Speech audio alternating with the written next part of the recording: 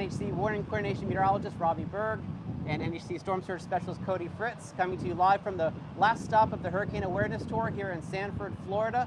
You can see it's a hot day out today. We're standing under the wing of the C-130 aircraft trying to get a little bit of respite from the heat. We have lots of public have come out already this afternoon to come and tour the planes, see what the planes do, and how those planes feed information to us here at the National Hurricane Center in Miami to make a better forecast. So on this last day of Hurricane Awareness Tour and Hurricane Preparedness Week, we wanted to talk a little bit about some of the products that you'll see coming from NHC this coming hurricane season, and then we'll get a little bit into some storm surge as well. So first off, what we wanted to talk about with everybody is that with the cone graphic that many of you have come to love, when you see a hurricane approaching our areas, that cone graphic starting this year is now going to also depict inland watches and warnings. So historically, the cone graphic has only depicted the wind risk from storms along the coast. But starting this year, we're going to have an experimental graphic that's going to show what your risk might be if you live in inland locations, such as here in Seminole County, Florida. So I think that's a great addition to our product suite that's going to more accurately and effectively communicate wind risk. Another thing I wanted to mention is that we're going to be providing many of our text products in Spanish this year. In the past, we had some select products that were available in Spanish, but now our entire text suite of products will be available in Spanish. So we're hoping that that gets the hurricane message out to other communities that are more native Spanish speaking and not just English speaking. So a lot of cool things coming on board from the Hurricane Center this coming hurricane season, and we hope that it really helps you get ready for storms if they do happen to threaten us. Another thing we wanted to touch on this afternoon is storm surge. We really haven't talked a lot about it in our live streams yet this week. Obviously, today we're in Florida. Yes. Florida is surrounded by a lot of water, as are many of the other states along the coast. And so let's talk about storm surge. You know, a lot of people think that it's just a category. Right. Storm surge is worse for a Category 5 than it would be for a Category 1. Right. Which is sort of true, but there's a lot of other factors that come into play. So what would those be? Yeah, so it's not just the wind intensity. That category of a hurricane only tells you about what the wind speed is. It doesn't tell you about the other factors of that storm that can actually impact how high the water can get and how far inland that water can actually reach in certain areas. Other factors include how big is that storm? How fast is that storm moving? Where exactly is it making landfall? All those factors can contribute to just how high that water can get along the coast.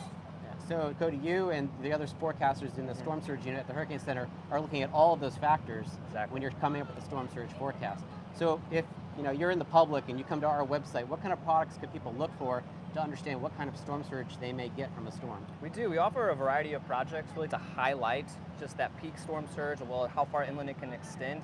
So there are a few products you can actually look at on the Hurricane Center's webpage when it comes to a storm making landfall. You have our potential storm surge flooding graphic, kind of brings in, accounts for all that uncertainty that might exist within the storm, accumulates all of those factors that might contribute to storm surge. It gives you like a two-dimensional view of what the storm surge impact can also look like. We also provide storm surge watches and warnings to really highlight where life-threatening storm surge is likely to occur within a given area. And I think those tools are excellent at providing and communicating just how storm surge can impact your area, and especially for those that live on the coast, we want them to be aware. Yeah, so let's touch on those storm surge watches and warnings a little bit. So when you guys issue a storm surge watch or warning, you're doing it in collaboration with the local National Weather Service forecast office in your area.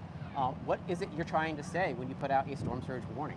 I'm trying to communicate where life-threatening storm surge is likely to be. And if you're painted within a storm surge warning, I'm telling you that somewhere within that area you can expect to see life-threatening storm surge. And so we really want to communicate to people, if you're within a zone like that or an area that's highlighted by a storm surge warning, to move away from the coast. And again, you don't have to go hundreds of miles inland. You can go just tens of miles inland to get away from where that water is.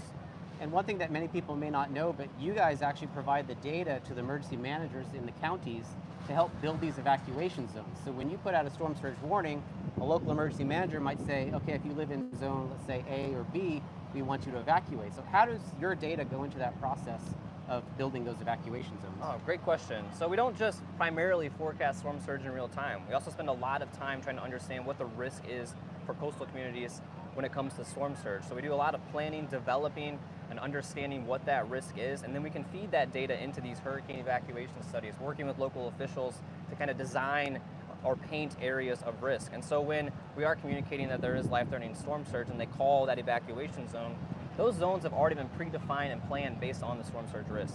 Right. Yes, that's great. And this is why is this so important? It's because water, we know, kills, unfortunately, so many people. We talked about rainfall earlier this week with Alex and Dave from the Weather Prediction Center.